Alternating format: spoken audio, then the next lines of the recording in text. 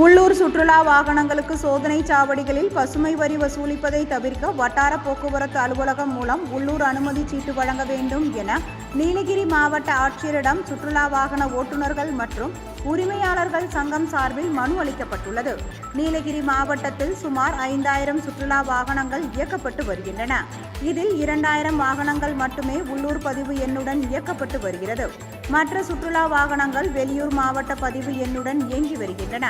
வெளியூர் பதிவு எண் கொண்ட வாகனங்களுக்கு மேட்டுப்பாளையம், நாடுகாணி, மசினகுடி இதுபோன்ற இடங்களில் தானியங்கி மூலம் பசுமை வரி வசூலிக்கும் மையங்கள் அமைக்கப்பட்டுள்ளன. இந்நிலையில் நீலகிரியில் இயங்கி வெளிமாவட்ட பதிவு எண் கொண்ட வாகனங்களுடன் சேர்த்து உள்ளூர் வாகனங்களுக்கும் 30 ரூபாய் பசுமை வரி வசூலிக்கப்படுவதாக கூறப்படுகிறது.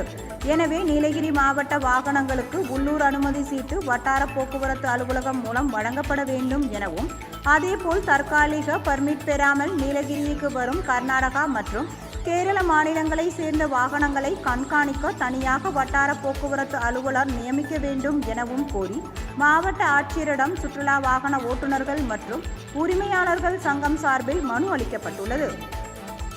மாவட்டத்தில் சீசன் போச்சு, எதுவுமே இல்லை. பசங்களுக்கு வந்து ஸ்கூல் ஃபீஸ் கட்டுறதுக்கோ இல்லை வீட்டு வாடகை கட்டுறதுக்கோ எதுக்குமே வழி இல்லாத நிலைமையில் இருக்கும்போது இப்போ பார்த்திங்கன்னா புது பூம் பேரியர் ஒவ்வொரு இடத்துலையும் நாடுகாணி, அதுக்கப்புறம் மசனகுடி, மேட்டுப்பாளையம் இந்த இடத்துங்களெல்லாம் வந்து இதை போட்டிருக்காங்க. இதில் என்னென்னா லோக்கல் வெஹிக்கிளும் உள்ளே வரும்போது அந்த வெஹிக்கிளுக்கும் இங்கே ஆல்ரெடி நாங்கள் ஆர்டிஓவில் இங்கே வந்து பசுமை வரி கட்டுறோம்.